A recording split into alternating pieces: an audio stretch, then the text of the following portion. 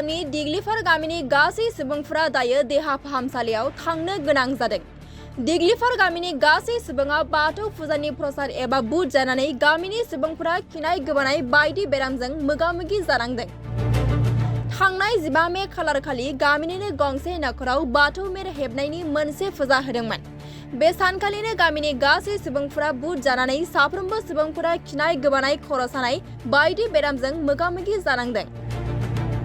बे जाथायखौ खौरां मोननाय उत्तर बेटना सावख्रि खोन्दोआ मैया थांनानै गिबियाव जानाय बेरामिफोरखौ फाहामथाय होयो। बेनि उनाव दिनै रायजो नाङैनो खिनाय गोबानाय बायदि बेरामजों मोगा-मोगि जानांनाय गासैखौबो उत्तर बेटना सावख्रि खोन्दोआ लाबोनानै फाहामथाय होयो। उत्तर बेटना सावख्रि खोन्दोनि इनचार्ज डाक्टर फिरफिला मुसाहारि बिथाङा फोरमायनाय बायदिब्ला दिनै गासै सुबुंफोरखौनो फाहामथाय होगासिनो होननानै फोरमायदों। बेनिनो सासेया गोब्राब जादों होननानै फोरमायदों। बिथांखौ दायो गरेस्वर सावस्रि मिरुसिम दैथायहरनाय जाबाय होननानै फोरमायो। बे गोब्राब जाथायखौ नायबिजिरगासिनो दं डक्टर नबकुमार चक्रवर्ती आरो डक्टर फिरफिला मुसाहारिया। बेनि अनगायैबो फोरमायबावदों दि डक्टर फिरफिला मुसाहारि बिथाङा थोजासे बिसिना गैयैनि जाहोनाव बेरामिफोरखौ गाहायाव एबा हायाव दोननानै फाहामथाय होनांदों होननानै फोरमायो।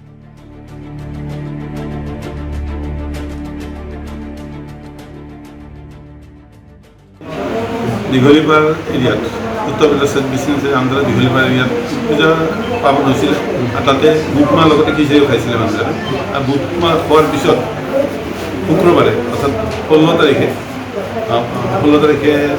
ৰাতিৰ পৰা তেওঁলোকৰ বমি পায়খানা এনেকৈ আৰম্ভ হয় আৰু সেইখিনি খবৰ পোৱাৰ পিছত যোৱাকালি আমাৰ ষ্টাফে গৈ পেলাই ডক্টৰ সহকাৰে তাত গৈছে। গৈ পেলাই আমাৰ মেডিকেল ষ্টাফ গৈ পেলাই তাত প্ৰাৰম্ভিক যিখিনি চিকিৎসা কৰিব পাৰে চেলাইনৰ পৰা আদি কৰি যিখিনি দিব লগা হয় বা মেডিচিন যিখিনি দিব লগা হয় তাত 32জন লোকক ট্ৰিটমেণ্ট কৰে আৰু তেওঁক আশা ছুপাৰভাইজন লগতে গাঁওবোৰৰ লগত কথা পাতি তেওঁলোকে কৈ থৈ আহিছিলে যে যদি পৰৱৰ্তী সময়ত যদি কণ্ট্ৰল নহয় তেতিয়াহ'লে হস্পিটেলৰ লগত যোগাযোগ কৰি মানুহখিনি আমি মেডিকেল ট্ৰিটমেণ্ট কৰিম। এই সম্পৰ্কে আজি যিখিনি দেখা গ'ল যে 32জন ট্ৰিটমেণ্ট কৰিছিল তাৰে কিছু সংখ্যকে ভাল পালে আৰু কিছু সংখ্যক নতুনকৈ কেছ হ'ল।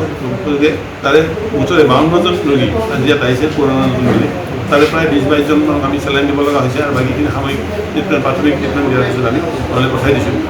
তাৰ এজন অকণমান চিৰিয়াছ আছে সেইজনক মই গৰেশ্বৰ চিকিৎসালয়লৈ চিফ্ট কৰাৰ কাৰণে নিৰ্দেশ দিছোঁ। তাত যাবতীয় চিকিৎসাখিনি কৰিব পৰা যাব। আমি পৰিস্থিতি অতি সোনকালে হাম কাটিব বুলি আশা ৰাখিছোঁ।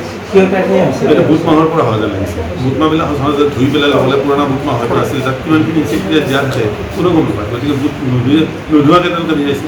গতিকে একেলগে সেইটোৰ পৰা হোৱা যেন লাগিছে। আৰু আমি ইতিমধ্যে ডিষ্ট্ৰিক্ট অথৰিটিকো জনাইছোঁ। ডিষ্ট্ৰিক্ট অথৰিটিৰ পৰা আমি সঁহাৰি দিছে তেওঁলোকে আমাৰ মেডিচিন যিখিনি পৰ্যাপ্ত লাগে আমাক দিছে আৰু জিলা আমাৰ প্ৰশাসনীয় বিষয়াসকলকো আমি জনাইছোঁ, চাৰ্জৰ অফিচাৰকো আমি জনাইছোঁ আৰু আশা ৰাখিছোঁ আমাৰ MLA মহোদয় নিশ্চয় আহিব তেওঁ চুপাৰ হৈছোঁ। গতিকে পৰৱৰ্তী সময়ত যদি কিবা অসুবিধা হয় তাৰ কাৰণে আমি সচেতন হৈ আছোঁ। जादोंमोन न'खराव थानायाव बेयाव थारमाने आर'ज खालामबाय फुजा फाथाल खालामबाय माबा बाथौ गायबाय गायनानै बे माबानायाव उनाव आरो खेसारि जाबाय बुट जाबाय जानायनि उनाव बे खेसारि जानायनि उनाव मोनबो जायाखै जों नुदों मा खेसारि जानानैसो जाबाय नामा होननानै सानदोंमोन। बेनिफ्राय जोङो बाहाय बिबिसना खालामबाय किसुमान खेसारि जायिया बुट जाना थांनायाबो थारमाने जाहैबाय जानानै दा बेनिखायनो जों बुटनिफ्राय जादों होननानै जों नुना मोनो आरो दा बेखायनो बेसेबां जन जाखो जानाया गथाय गामिथिनो दा किसुमान मानसि फायजोबनो हायाखैसो देसन दा मियाबो बे मेडिकेलनिफ्राय थांनानै किसुमान माबा हैदो बे सेलेन टेलेन हैनानैसो किसुमान माबा मोनदों। दिनै आफाय सारमोना फैगोन होननायखाय बेयाव लिंबोजोब्बाय गथाय गामिनि माबाखौ दिग्लिपार गामिनि दा मा ट्रिटमेन्ट खालामगासिनो दङ? ट्रिटमेन्ट दा सेलेन होगासिनो दङ। किसुमानखौ सेलेन होदो किसुमानखौ बिजि होदो किसुमानखौ उदै सानाय बायदिसिना मुलिखौ होबाय थादो। दा किसुमान सिरियासखौ थारमाने बुंदो दे गरसआव लांनांगोन हैगोन होननानै बुंदो आरो। मा गामि?